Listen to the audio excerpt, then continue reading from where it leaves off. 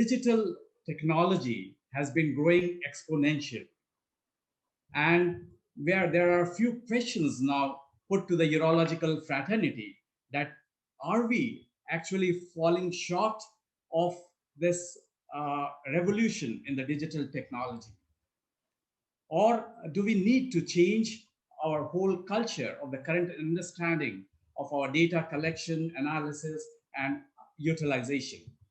And what does the future hold for urology in terms of surgical automation, digital technology, and artificial intelligence? And to answer all these questions, we have today with us the CEO of Vatikoti Foundation, Dr. Mahendra Bhandari. So, welcome, Dr. Mahendra Bhandari, sir. Thank you for sparing your valuable time, and over to you for your presentation. Thank you, Shivam, for inviting me. It's really honor for me.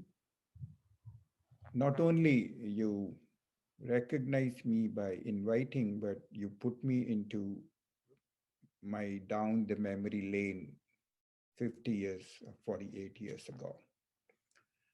It's nostalgia because my foundation started with SMS Medical College. The bust which you showed was created through Dr. P.K. Sethi by one of his relatives when I was there.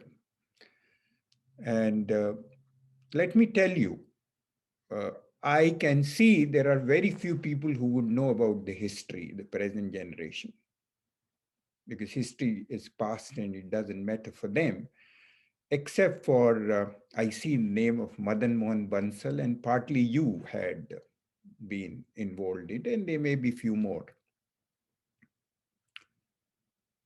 Besides learning medicine from my alma mater, I left SMS Medical College, a little correction, not for Zipmar, but for All India Institute to take a faculty position in 1977. And my toolkit was already complete with all cognitive and non-cognitive capabilities. I'll tell you how. I learned the best patient care and bedside manners from Professor Gangwal. Besides, he was the one who chose urology for me and who chose and make sure that I get admitted at CMC Vellore for the MCH program. I remember n number of days as his chief resident and lecturer when he will take the patients himself in his car for post-operative outing to Statue Circle. Very few would do. I never met in my 50 years anybody would do. Bring soup from his home to give to patients. And mind you, they were not always very influential patients. We were known as, always the colleagues would say your prostates are diamond studded because we would have VIPs too from all over, but he did that. So there could not be a better lesson of human side of medicine. I learned highest ethical standards from, I think it is more important than the actual talk, Shivam, so I would not curb myself to reveal these things. I learned the highest ethical standards from Senior Professor T.C. Gangwal. I used to visit Dr. Gangwal's house very often. And one day he met me near his Sulabh Nidan, which was right at the entry. And I said, sir, there is a lot of rush. I didn't know what I was going to have because he was very abrupt, no nonsense kind of person, those who know him. So he said, this is all because of you. If you people in the government hospital would work, I would be happy that all these private labs close. That was the highest, biggest lesson of ethics for me. I had seniors like Professor S.C. Mathur, who would like to do every surgery and still they would be open to give you every surgery, and such a low level but high level of skill and emotional intelligence. I had my immediate senior like Dr. D.N. Kalla, excellent surgeon, and I picked up a lot from him. So I think SMS really was the foundation. Now, why I want to talk about digital urology? Because I feel that until really we know what are the winds flowing, it would be very unfortunate that we will not understand our own journals. And those of you remember, it happened in 90s with me when molecular biology and we were taught very little. That's why I thought I'll ring a bell that you should really consider uh, what you call keeping an eye on what is in for the future. Can you see my slides? I'll Yes, repeat this, Yes, sir. and this is an perfect. open invitation to the participants because one of the reasons for me is to excite some of you to get into the field. And I'll repeat this slide at the end with my email address, which is no secret. And anybody who wants to really get involved, I'll be very happy to support them. I have a funded project with my partners, partly by National Science Foundation, and I'm honorary advisor to Ready Minds, which is a private company which has done this wonderful software work, which we have on AI, which I'm going to share with you. I have no other financial interest to do. Though, whatever may be title, I'll try to distract you by taking you through my journey, which is over 3.5 years or 4 years. But the focus would be on only one thing: predictability.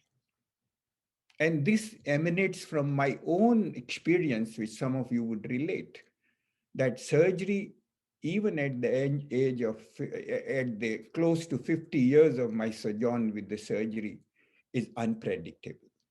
Even with the experience of my 2000 strictures, 2001, I failed miserably in fixing up a very simple end-to-end anastomosis. You put an artery clamp with all your experience for dissection, what would be the response of the surgical scene? Nobody can predict. We work under highly stressed circumstances. And that's why all this one word you remember, that all we are trying to do is bring more predictability and empower surgeon, which he can know, not as act as an astrologer, but in order to take remedial actions.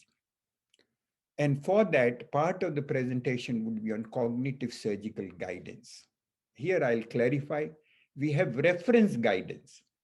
We used to write from age immemorial, we'll put IVPs and keep on plying between the patient and the x-rays even now to make sure that every stone has been removed. Similarly, we have advanced version Tile Pro, but it is not immersive. It is not at the surgical site. It is a reference guidance. And we are working towards providing you something integrated with your surgical scene. Democratization of insulin and excellence. It was a real privilege of life to work with Dr. Menon, who is the epitome of excellence in everything. But let me tell you, I often have discussions with him. He has an experience of 10,000 prostatectomies, but word over, there are millions of prostatectomies. And when you compare collated experience with million people, million prostatectomies, his experience become a babe. And previously it was not possible to humanly transport Dr. Menon like people everywhere. But now it is possible to bring in their best practices and blunt the learning curves. I have my own views about the learning curve, which I'll probably allude somewhere, because learning curve is a fallacious thing that 10 cases, 20 cases, 30 cases, it doesn't work that way because each procedure would have 10 learning curves. There is a learning curve for immediate recovery of the prostate, radical prostatectomy. There is learning curve for 30 days. There is learning curve for functional outcomes. So learning curves are only proposed deceptively. Since we are talking about artificial intelligence, many of you would be traveling with me on a totally unknown territory. So it may be in fitness of things to explain a little bit of what is artificial intelligence. wherein there is nothing. Human intelligence is replicated by computers with two extra skills. They are speedy. And number two is that they learn much faster than human beings. And they and that's why we apply them for problem solving approaches. Supervised learning is where we have a ground truth model. We have a model and which we use for further data, and then you don't have to prepare a model for these cases. So that is a supervised learning. Unsupervised learning is what you call when you prepare a ground truth and then computer system create their own output categories beyond the structure. Deep learning is a multiple layered hidden learning, which you will see some of them, which is done for computer vision, and it is known as layered neurons and the hidden nodes. And reinforcement learning is very interesting. Reinforcement learning proves the point what I told you that computer learns faster. I'll give one example that DARPA came up with a robot, which it was a competition that there were four steps to open a lock. One is to hold it, second to hold the key, put the key in, and turn the key off. And all four robots were trained for different functions. But sooner they found that even the robot which was not trained for B function was able to do that function. So that is the power of computers. Algorithms, these terms we use, but algorithms are nothing but unambiguous specifications of how to solve a particular problem. Models are machine learning algorithms has been trained on a data.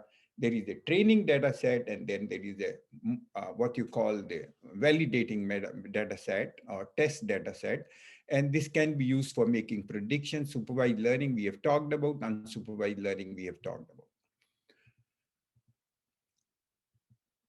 These are the terms which are interchangeably used, but when you go to the technical segment of people, they are very finical about these terminologies. And machine learning is a natural language processing and language translation. It is a speech which falls in between text to speech conversation, which you know. And then robotics comes into deep learning, where you see industrial robots and consumer task robots work on that, and reinforced learning is the image recognition or computer vision work where most of our work lies. There is a change scenario. This is a growth from open to what you call current minimally invasive surgery.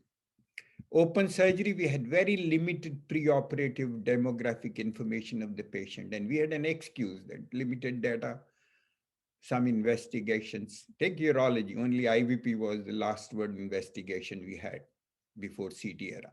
So there was no data for us, and we used to use that knowledge and do that. But now you see, with minimally invasive surgery, there is a huge amount of data generated by you have videos, you can record the physiological parameters and all. And that is why this is an age where you have to exploit the availability of data for improving the patient outcomes. Surgical decision making, all of you are surgeons. It is simple for me to say is very complex, high stake, under time constraints and uncertainty, with which has a significant impact on patient outcomes. You see, there is much talked about the safety and automatic cars, but human life, and this is not for patching up or avoiding an inquiry if a patient dies on table. It keeps on haunting surgeons for the rest of their life. Today, I remember the deaths which happened, which I feel could have been averted. So it is for personal reasons you have to see how could you improve the predictability in medicine. It's okay, we have told patient that your chances of survival after these operations are meager, but then it gives opportunity for patients to take a decision whether they would like to live with the problem, or and it absolves you because you know about it that this was a possibility or a strong probability. dominated by decisions are dominated hypothetical on and deductive reasoning, experience dependent. I don't like about surgery is experience dependent, and I'll repeat my great mentor and teacher, Professor But. Any resident using in my experience, he would always stop him there and say, what is your experience? 5 cases, 10 cases, 20 cases. Here we say to tell our juniors, oh, you talk theoretical. In my experience, that I don't think exists in today's world, leading to biases, errors, and preventable harms. Framing, there are biases, you name them: framing bias, overconfidence bias, commission bias, anchor bias, recall bias, and confirmation bias. You name a thing, and there are biases. And mind you, all of them are leading to likely harm to the patient. This I quote here Ray Kurzweil, who was director of engineering at Google. 21st century is fascinating. It wouldn't live numerical 100 years, but it would have an output of 20,000 years of progress. Would you know that surprising that with all the powers that computers have leashed, they cannot match the learning power of a toddler? This is truth. But they are very fast. Humans can communicate with each other at 10 bits per second, but computers, a series of computers or parallel computing, can net the speed of 100 million times faster. Now, why technology? Why are we talking about this emotional issue of what you call predictability? It's not necessary. We can still work. No, these are the facts. Preventable surgical errors are third leading cause of death after heart attack and cancer. If this is true, where the data is so meticulously preserved by multiple agencies in United States, anybody's guess what it would be in India. 400,000 deaths due to complications every year, mind you, happening in United States due to avoidable complications. And this is Todd Ushan's, I'm quoting. This is Gary Guthart in one of the webinars, which I recorded. 36%, Gary Guthart is the chairman of CEO of the Intuitive Surgical. 36% of surgeries, according to their data, did not go as planned. Means there were events within the surgery and 1 in 10 patient did not recover. It was a lasting, durable damage to the patient. To set the workflow, we need 60 to 70 people to have a perfect workflow. Now you can imagine the state of manpower we have. Lowest quartile surgeons have 3 times more complications. Indirectly, among surgical fraternity, we have to know that 30%, at least pessimistic guess, 30% patients are dying in the hands of mediocre surgeons or learning surgeons. Isn't it enough cause for us to explore it further? Now, when you see surgical errors, if they take 100% as total, I mean, say the number, then 25% are technical errors and 75% of them are human errors in decision making, communication, team failure, and leadership. Now, that's where my focus is, because according to me, human errors can be averted to great extent if we leverage technology for that. This is another interesting thing. I was asking while labeling one of the transplant surgeons that how many times you see a lumbar vein during kidney surgery or live donor nephrectomy. And he was honest in telling only when I injure, I say probably it was lumbar. So we surgeon can fix up anything, any event. We don't let the patient die easily. But we believe in restorative surgery. And what I'm talking about is a predictive surgery where you know what you are going to deal with the next step. And that's where the technology will play a powerful role. I will tell you my journey started in 2018, and since then we have had several projects. I started my project with one question we wanted to answer was surgical bleed detection, because I thought there is a lag between when you see the blood and when the activity has begun. Can we do that? Fortunately, in 3 years, this project has gone from strength to strength. We have learned a lot. And the credit is to Mustafa and Abhilash Pandya from Wayne State University. They were the collaborators. I was PhD guide to Ms. Mustafa. And what we came out with was very interesting. This is one of the lobectomy being done robotically. And such scenes for experienced surgeons are not uncommon when everything happens without any notice. Now, I wanted to know in this read out situation, three things instantly go to my mind as a surgeon: where the bleeding is from, what is the magnitude of trauma, can I sacrifice that or put a clamp and be done with, or I have to repair it? Is this a venous arterial or venous and arterial bleeding? And that we try to do that for this. This is another thing. Watch this clip very carefully, how inadvertently bleeding takes place. Surgeon is a very meticulously dissecting and surgical target.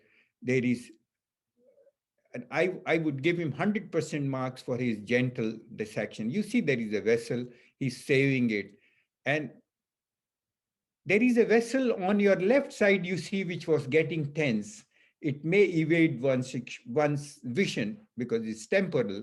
Now you see the fun which happens.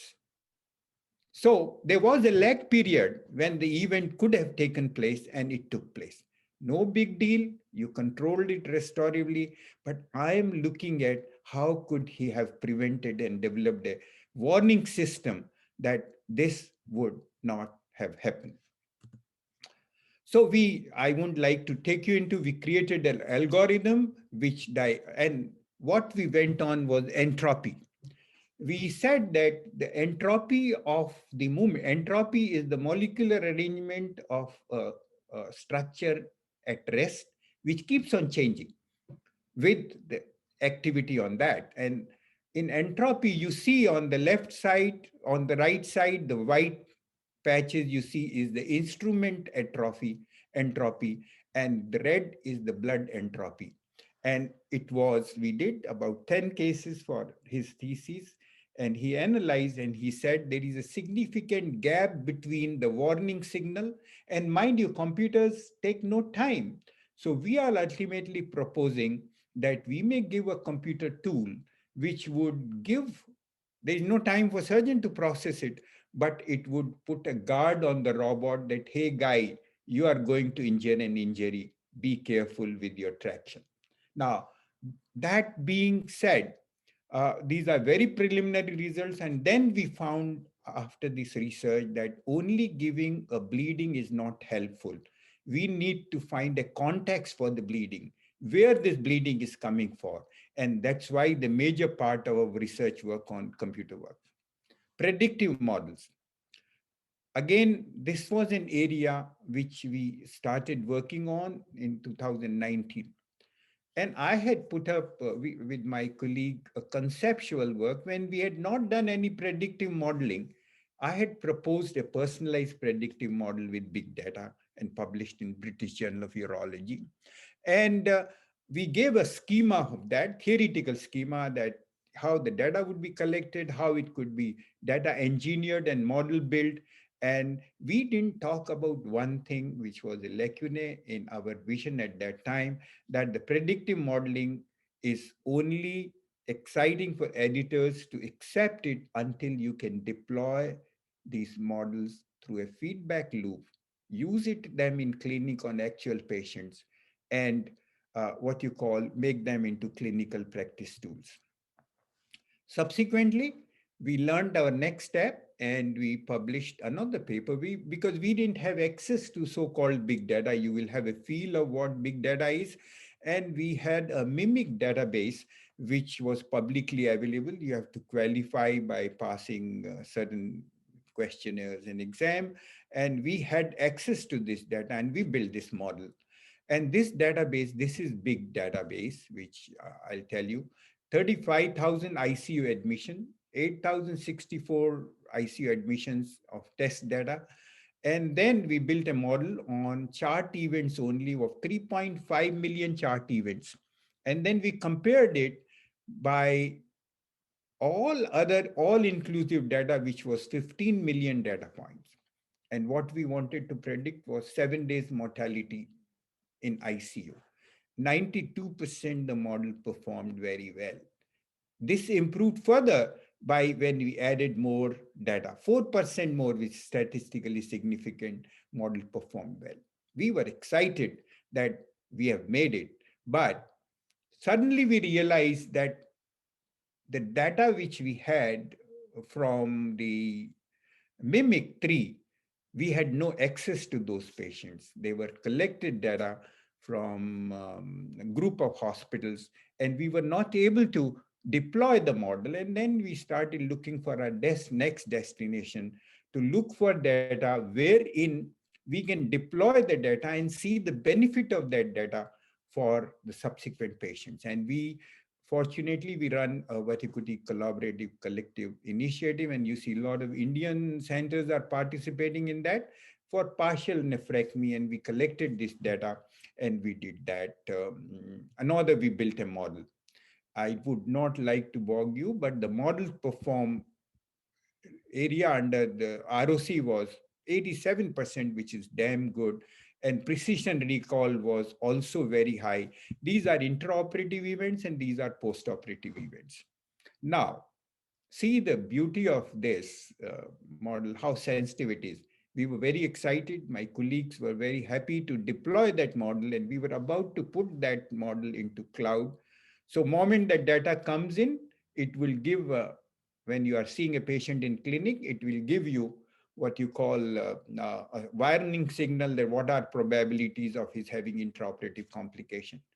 And then in the meantime, after we published this paper, we had what you call 400 cases data. And we added the model, hoping that model will improve. And you'll be amazed to know model collapsed. Then we wasted a lot of time in this period of depression to see why model collapsed. It collapsed because the data changed. One of the major centers, Henry Ford, stopped giving the data. And moment the phenotype or genotype of, we didn't have genotypic data, but changes, the model collapses. Now, we know that what kind of things we have to do. So this is where we are. And now we are working, being wiser from these 3 milestones. We are working with Medanta on predicting acute rejection, first rejection of kidney by collecting data. They have a very well-maintained database of 3,300 cases, which my model builders say is minuscule. And we build the models, and models are, because these models are data hungry. We are talking of millions of data points. And now we have gone to modify that research project by trying to take UNOS data, which is a beautiful data, and which is mandatory for every transplant center in US to contribute data, and we'll see that. Now let us go into answering a question. Everybody said, when would be I faced this question, when would be the next automatic robot would come? And I did invited review way back in 2020 on current opinion in urology. And there we analyzed and we said, and my answer in conclusion was, don't ask this question to technology people. Technology is already there. You see, when the algorithms can work on autonomous cars and gaming and business intelligence, why wouldn't they work on human beings? It is not going to happen till we as clinicians adopt it and understand and participate in it. We'll see that. Then we were running for all publicly available data, and we had CT segmentation. So we had a data from University of Minnesota, and we built the model where you see the CT, and this is the tumor. And This is the inference and ground truth. So we can do CT segmentation. We will show you video segmentation and things like that. What is the data characteristic we are talking?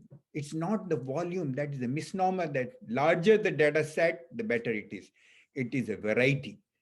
Variety means it is the variety of data means there are more and more variables close to the probability of one are in that data set, velocity with what speed the data coming in. That's why ICU data is much better, where you can predict time to event because you know that blood pressure is taken every 15 minutes. Unfortunately, in urologists are very cursory like other surgeons, and we just look at the gross data points and we don't have a culture which Shivam alluded in his preamble of capturing whatever we do, variability or consistency over time, veracity.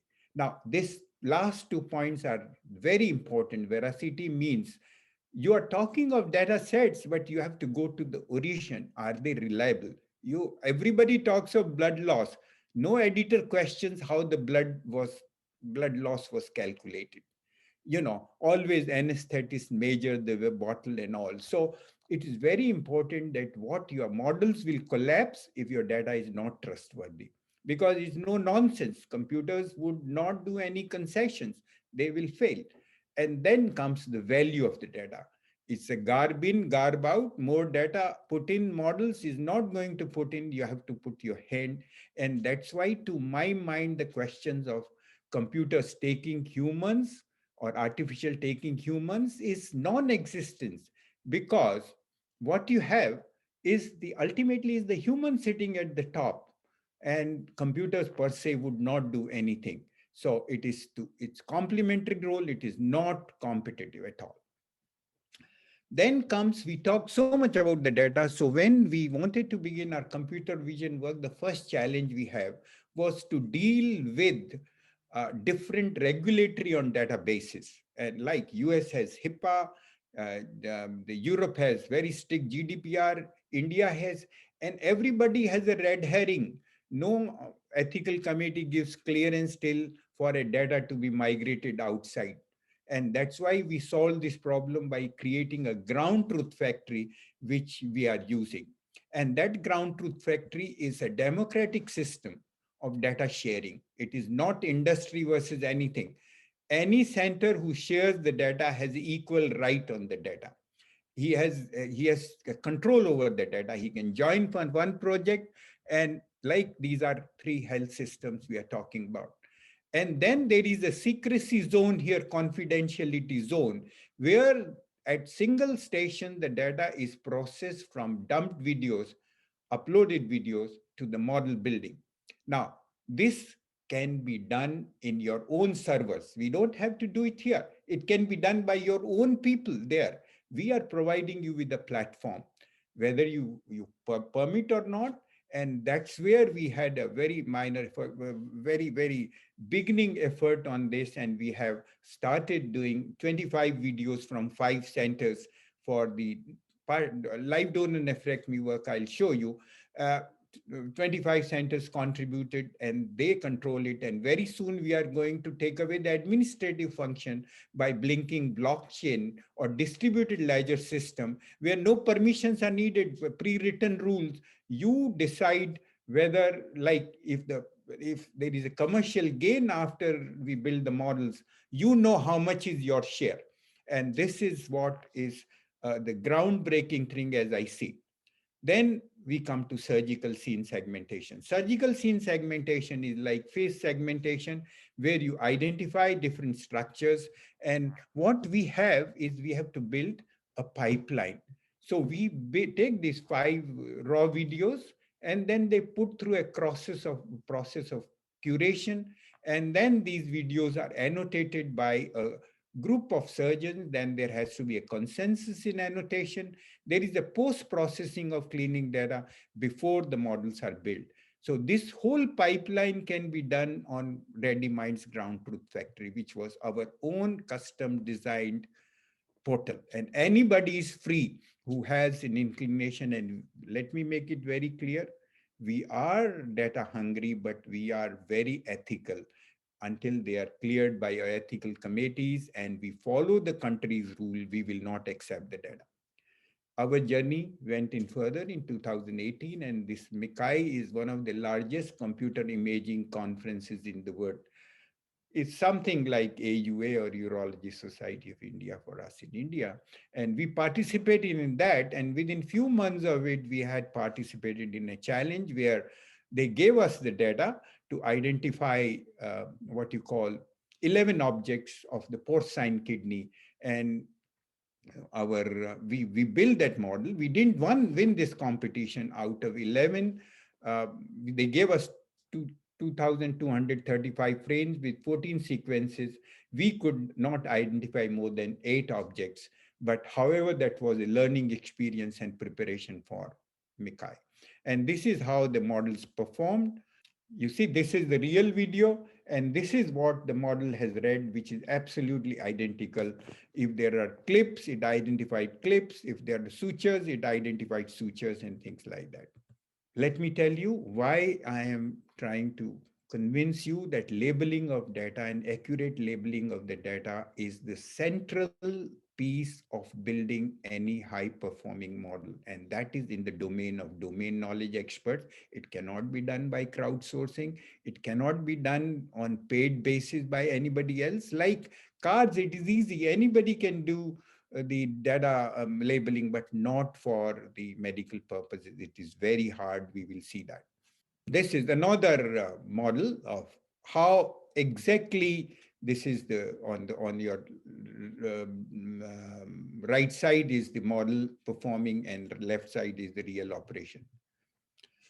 Then comes the question. I will give you a quiz. What is this? Can anybody guess it? We participated in another challenge, and that was depth perception.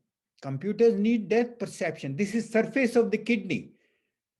And we participated exactly after 1 year on another challenge in 2019 one, and we won this challenge at Shenzhen. This was just before, in October, we were there before this whole thing of COVID started. And this is what would be needed, because if depth perception is very important for computer to do that. Now, labeling, as I told you, is labeling. This is what is to be done. And one observation we have made, that our anatomy is very different than even McGregor's surgical anatomy or whatever we have read. According to my experience, I am subject to correction by some of the excellent theoreticians as well as surgeons. But in my mind, there are only two things I know. One, I can afford to sacrifice. Another, I have to preserve. If you ask me, after having done so many live donor nephrectomies, that how many tributaries or which tributary of the gonadal vein is this, I have no answer. Which lumbar it is, I don't have to know about all that. So our knowledge is very clear, but mind you, when you are dealing with computers, you have to be very specific of what you are labeling if you want to expect what you expect model to do that.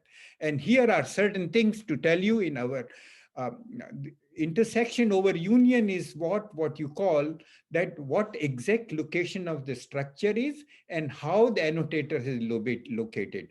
Now, this IOU is a statistical term we use for a correct labeling, and is 80% if the labeling is correct, which drops down to 47% if one annotation has been like this and another is totally different.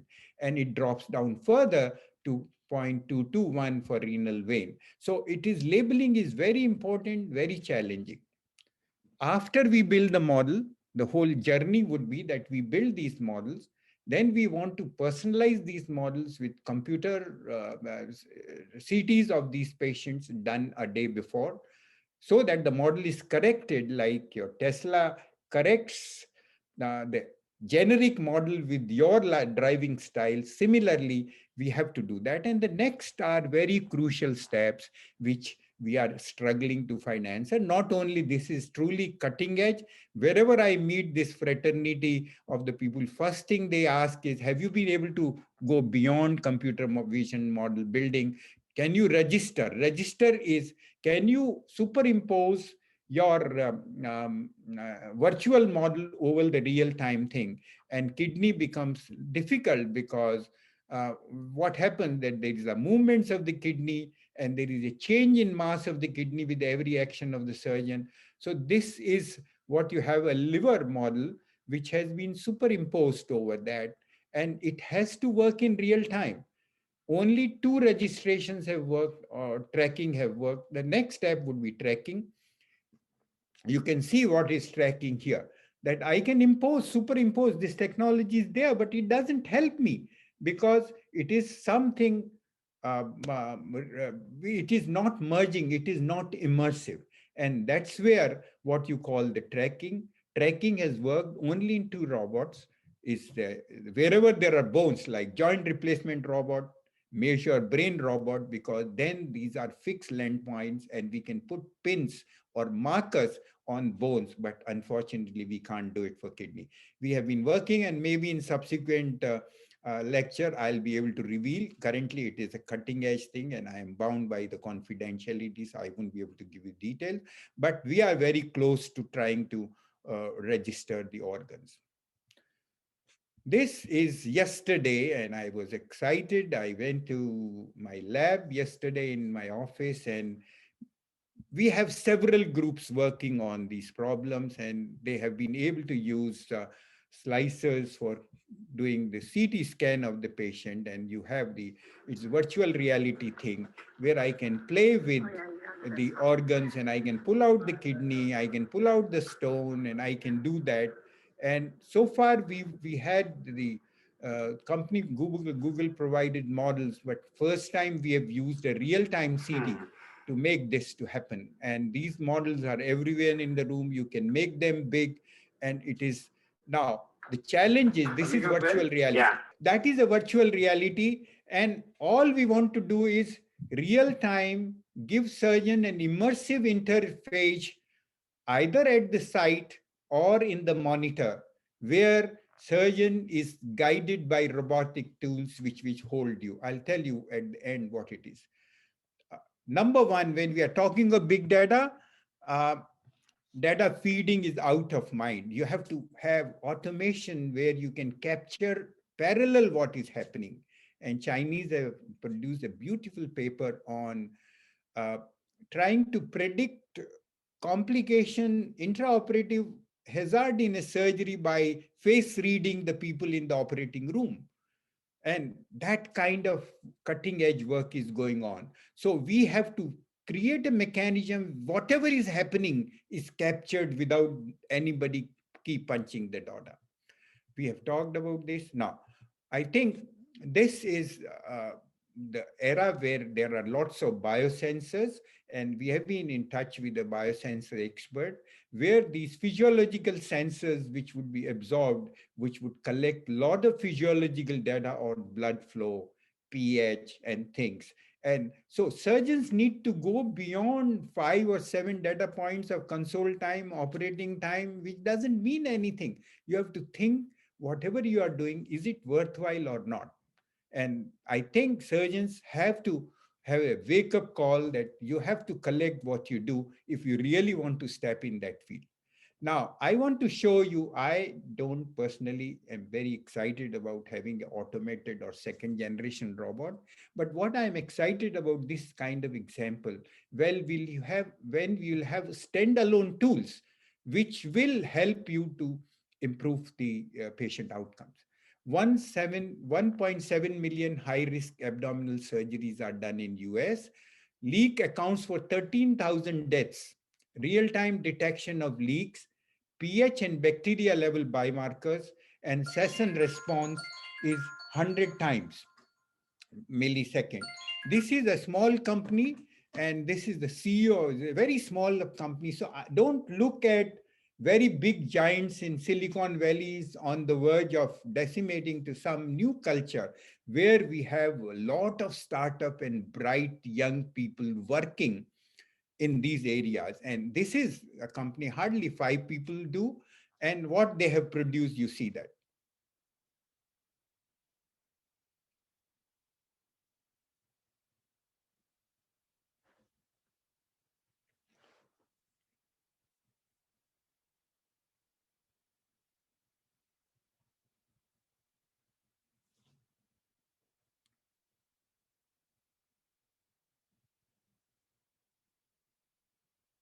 This is the surgery has been done. This is the patient. He has the first drop of leak, mind you, even before the pain, which is the beginning of cascade of events. And there is a sensor placed there. His cell phone gets, go and see your doctor. At the same time, doctor gets a message.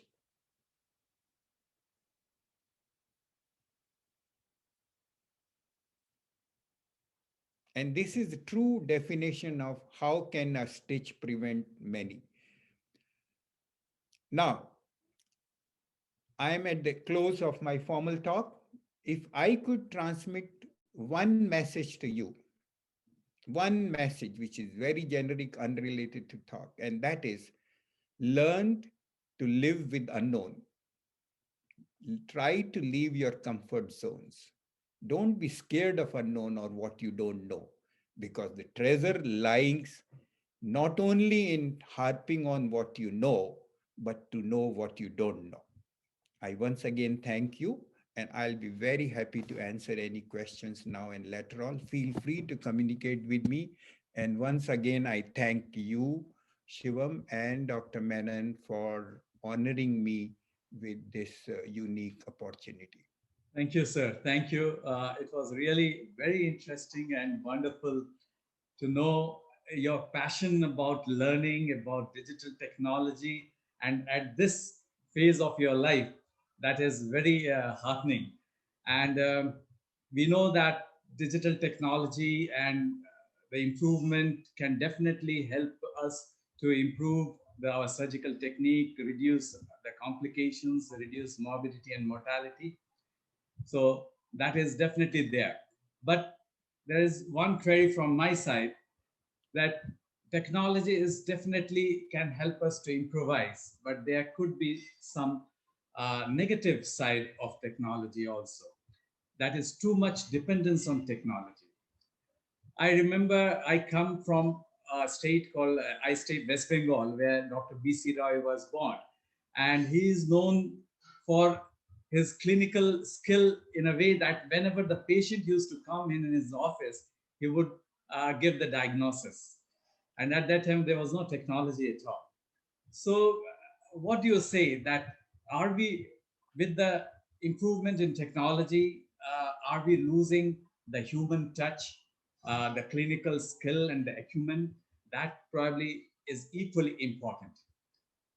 So, I your take. think you hit a nail right in the head, Shivam, and it is very true. Let me address BC Rai's thing. The true story is Dr. BC Rai had 6 MRCPs working with him. So it would not be a hunch diagnosis. It is something like I or you used to process cases for Dr. Gangwal and Dr. Gangwal. This happens all over, but definitely was one of the brilliant physicians and clinical science people India has produced. Two things come up, which I would like you to say. Technology is created by human beings and used by human beings.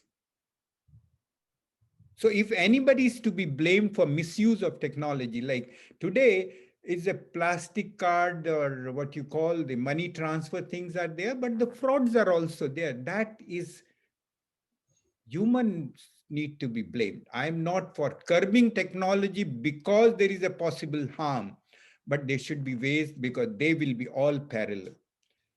What you say is so right. The third point is the human element of medicine needs to be kept alive.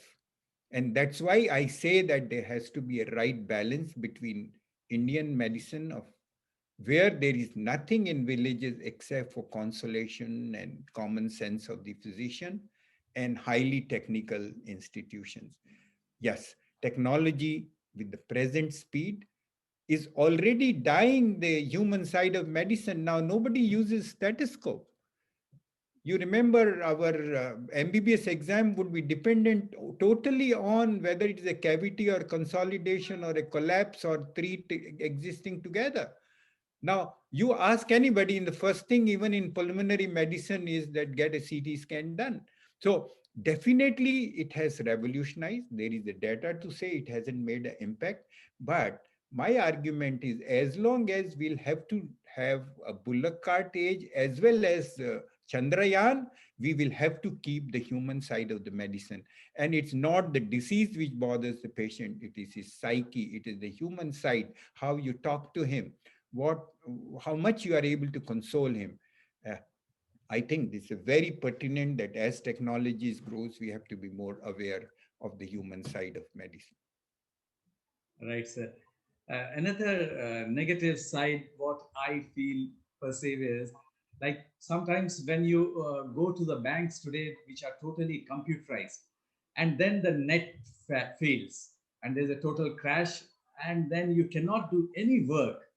The whole bank comes to a standstill.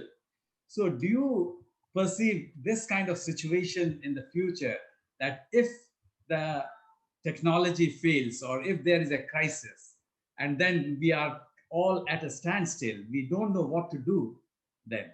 So, I, too much I, I dependence on I technology think I'll can give you my create. own yeah, sorry, go ahead. Sorry. Yes, please. Yes. I'll give you my own example. Sanjay Gandhi was the first institute in the country which went totally online way back in 97, 97, 98, 99, sometime.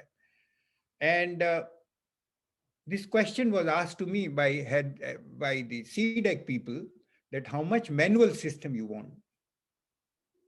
And believe me, it was my decision that I don't want any manual system. All these probabilities was posed to me. The system may crash. I said, that is your challenge. Make the system robust, buy the best hardware, have the backup mechanism, but I don't want it. And within 3 months, I had a taste of it. There were 200 patients waiting outside, wanting to get in my office because the system had crashed. There was no way for us to collect money and discharge these patients. But from there, we created parallel systems. And similarly, you saw about a year ago when COVID started, Zoom collapsed. We had a webinar and it didn't work. So what I would like to say that yes, you have to have backup mechanisms, but you would be persuaded to have backup mechanism. This is my approach. If you really give them a total trial rather than having a backup, sometime I can ride on this, sometime I can ride on this. So definitely technology has flip side. That technology will be, even now we fail in Zoom communication, many webinars go blank because uh, there was technical failure. So that always, these are flip sides of technology. All right, sir.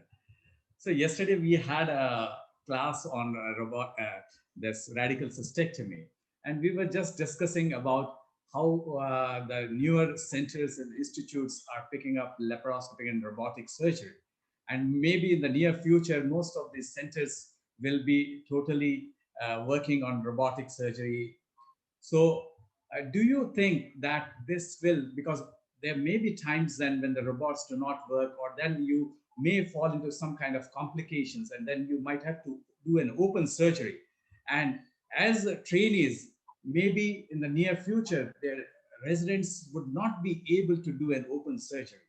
And they, because they are so much dependent on robotic or laparoscopic surgery.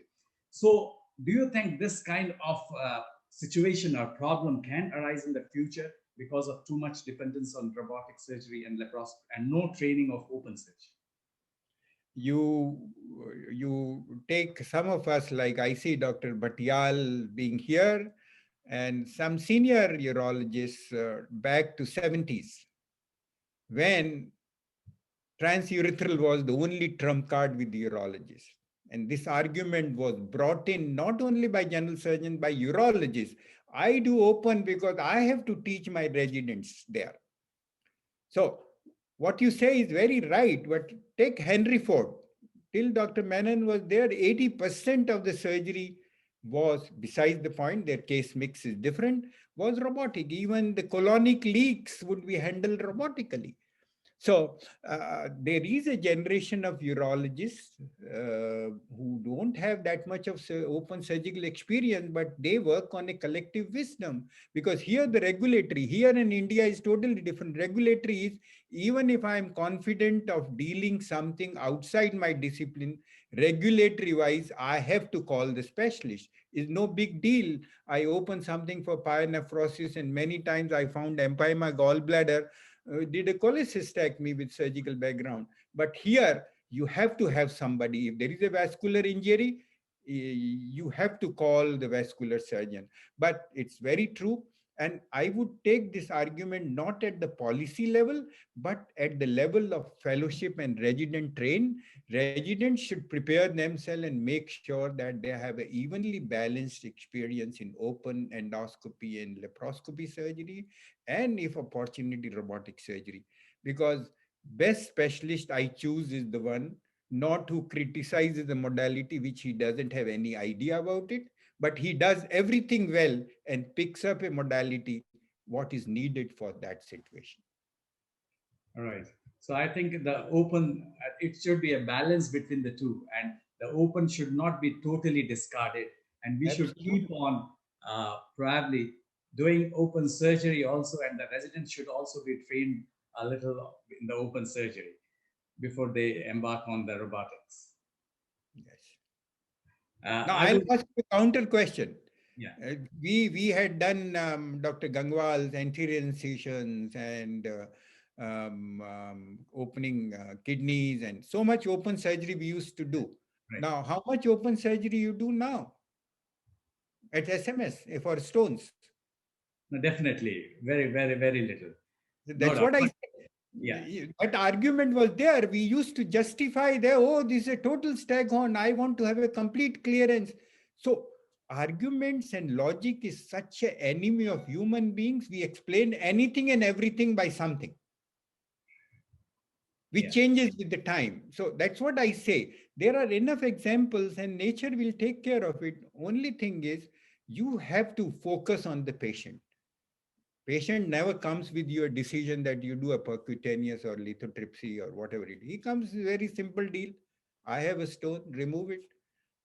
Right. Now, if you bungle by doing something and then telling it didn't work and then I am doing this. So I think the things are very clear. If you keep a very clear head on, ultimately you are working for the patient.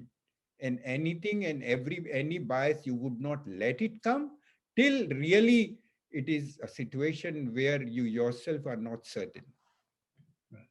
But we are really fortunate that we are equally trained in open surgery also. The first 10, 15 years, we did so much of open surgery, and now we are doing endoscopic. There are times, one or two cases like this, when we have to actually do open the case and do an open surgery, and we do not have any problem. But maybe the newer residents may have problem if they are not trained. That was my just take on that. So if I would invite other faculty members also to please join us. And if you have any questions or any comments, please let us know or put them in the chat box. Yes, I can see Dr. Anil Ellens unmuting himself. Dr. Anil Ellens, you're most welcome. Hey, Anil. Yes. Hi, good evening, sir. Greetings from Meerut. Thank you. As always, mind-blowing, and it is a sense of deja vu. I go back to 1990 when I stepped into SGPGI, and you took us out of our comfort zone by introducing us to computers. I still remember the DOS commands and the computers, and you didn't let the office boy or the office clerk do any of our presentations. You forced us to get onto the computers, made us do our presentations, and I still remember those days. And about 3 decades later, I see myself at the same place and you at the same place. You are leading us even further into the future. And this was a truly mind-blowing talk you had. It opened up so many avenues. My one a thing which I feel, I mean, you are leading, you are at the cutting edge, but I feel as part of our training, we should be made very conscious of fact of data collection, and as you rightly mentioned, valid data collection, trustworthy with data collection, and how to validate. And it should be part of our surgical procedures where data is probably noted and collected as part of the surgical procedure. We shouldn't just do the surgery and walk away. That would probably lead us to what you are building, this huge database which would help future generations. So I feel data production should be so automated that we don't have to make an effort of finding it. Thank you, Anil. It has become almost a personal meeting because next I see is Madan going to talk. So what, Anil, I think I'll demolish one myth which you remember when you were resident, we used to talk that I don't discriminate between academic centers and the private and a solo practitioner. Correct. My take is that anybody who touches patient has to audit for himself. It is no research. All of us do, but we do sloppily. We go by anecdotal things. I had operated so and so in Muzaffarnagar and he did well. All I'm trying to tell you, because whatever you say will happen. Resources are no problem for you people if you feel the need for doing it. All you do, because I remember a visiting professor, he says that I just keep on doing that. I have a clinic of 100 patients and I will prepare questionnaires when they are waiting. I'll give it to them. Please, if you don't mind, fill these and a consent form. And at the end of 5 clinics, I have a survey and paper published. So what I'm trying to say, it is not the means to do data, it is feeling the awareness that there is need of a data. And that's why the saying is, whatever you do should be captured. And now there is a technology, what you say, that surgeon can either focus or you can say, no, I'm first surgeon, so I'll not do it, let my assistant do it. Assistant has a job to do. Nurse has a job to do. Data feeding person has no idea of distance between two his armpits. So what is he going to do? So only thing can do is technology, where you Correct. set up system, everything happens, and then it would be honest to you. You wouldn't be able to erase out if there were 5 liters of blood loss. It is 5 liters corroborated by so many units of blood issued by the blood bank. So it is Correct. developed, and the challenge is for because Shivam, I would like to not upset, but most of the focus when we were there was a race in having that. I must have a robot. I must have upper tract. I must have mini scopes. That race should be changed into function. That race should be changed into that, well, I have a best patient management system which doesn't need resources, it needs thinking and commitment of the people. Right. Dr. Madan, Dr. M.M. Bansal is there. He raised his hand. So, Dr. Bansal, you please unmute yourself and come in. Show your photo, Madan, how old you are. I want to compare. Dr. Bansal. Was over 70 now. Over 70. Yeah, and so put your video on, please. Dr. Bansal, put your video on. You can put your video on. Yeah, okay. Yes, sir. Hello, Madan. How are you? Boss. Looking at you after a long time. Yes. I am not going to talk about anything digital, non-digital, this, that. I have hundreds of memories with you, like our elder brother in the department when the department was coming, and the department was the whole family. And there was so much we learned from you. So those memories, all there like it was the other day only. Thank you. My regards. My regards to Bhavi also. Thank you so much. Thank you, Dr. Bansal. We have Dr. Neeraj Agarwal from our department. He wants to join. Please, Dr. Neeraj, come in. Hello, sir. Good evening, sir. Vandari, sir. I am Dr. Neeraj. I am a professor in the Department of Urology here in SMS. And I must compliment you. I was really awestruck by your amazing presentation. It took me into the future of what the urology could be like in the next few years, sir. And only yesterday I was talking to my father-in-law, and he happens to be a very close friend of yours. If you recall, during your days in SMS, Dr. Nirmal Kasliwal. And Nirmal and we practiced together for Trimurti Clinic. I know that, sir. He was literally, I told him that we would be having your lecture. Nirmal Kasliwal? So he's my father-in-law, sir. Yeah, he's captain, na? He was in army. Yeah, so he was in army and he took retirement from army. Now he's I practicing know. here.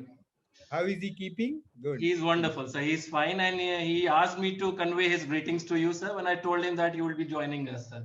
Thank you very much. God bless you. So, sir, my just comment or whatever my, small query was that you are fortunate enough to be, doing your research in a country where you are not short of any resources. You have the best of technology at your disposal. You have all those, financial support. But in India, I mean, do you expect us to achieve this type of research, especially if it is really, in India, we have so much of drawbacks and shortcomings. And I believe this type of work is only possible in a country like United States, sir. So what's your take on that, sir? That is a myth, Neeraj. If one part of presentation which I would like you to think, which none of you would have noted, in all the papers, you didn't see the rainbow collaboration we are having. We work in Armenia with the people in Armenia. We work with people in Pakistan. We work in India. We work in Germany, Belgium. So what I'm trying to say, all it needs is your commitment. Don't think that these are resource intensive people. If you have a story to tell, there are people willing to invest in that. So don't underestimate the power of individual mind. Whenever there would be professors interview, they will say these means are not there in my department. But I always used to ask them and say, nothing prevents you from learning from enormous theoretical knowledge available on internet. So do your component, have a question, and resources will fly in. Don't think that they are high resource things. I spent 2 years from IIT to IIT wanting to collaborate for computer vision project. Standard answer, yes, we can do it, but we need resources and we need fellow. Till I found Madhu Reddy Boina, and he said that I have no resources. He was running a small IT company. He's running a small IT company. And he said, no, I want to move with you. And we both joined. He provided technical thing without asking for anything. And I provided my domain knowledge. From there, we were asked to involve in the Wayne State project. Then we participate in these competitions. We had the model building done all over. So I would say that don't lose your power with these excuses. Right, sir. Clear, sir. Very encouraging words. Thank you, sir. One more question from my side. You said about that, yes, the computer intelligence will never cross human intelligence. But what we are seeing and what is being happening now is the digital technology we know is growing exponentially.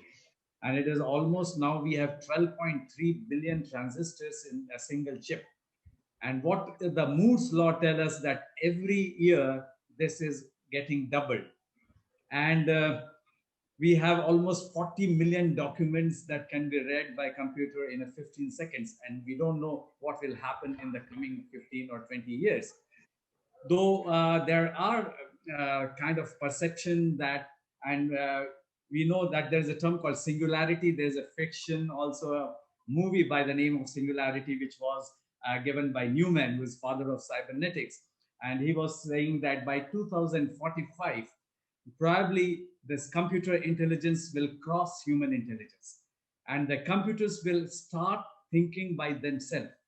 And that is the time when probably they will cross our intelligence, and it would be where the physical world and the virtual world would probably be very similar, and we would not be able to differentiate between the two. Do you think there is a possibility, the way in which the technology is advancing, there is a possibility that this will lead to this kind of situation? Yes, it will. And I'll give you an example. Don't think that it's a competition. I told you before in my talk. Take Jeopardy, which beaten the best players. Why? Because there are 100 people sitting with 100 computers and all the knowledge. So what I'm trying to say, that the very fact, like why autonomous cars would not go 100% autonomous where you can sleep. Why? Because technology is there, but because the decision was made by the human beings. That ethical decisions which are complex for human beings also, that you are on a road driving a car and you have a tricky situation that a kid going here, five people going there, and the tree going on the third side. Now there could be a human error and you'll kill. Same thing car will do. So car can't think beyond it. So what my argument is, that yes, these things will happen, but you will never be able to curb the growth of technology. See, computers have to perform. These people write algorithms, and that's why come to the front stage, because nobody can create a robot until you give them their videos, you give patient information, you annotate that data for them, you validate the model, you become a much more powerful. And that's why Neeraj's question I'll address.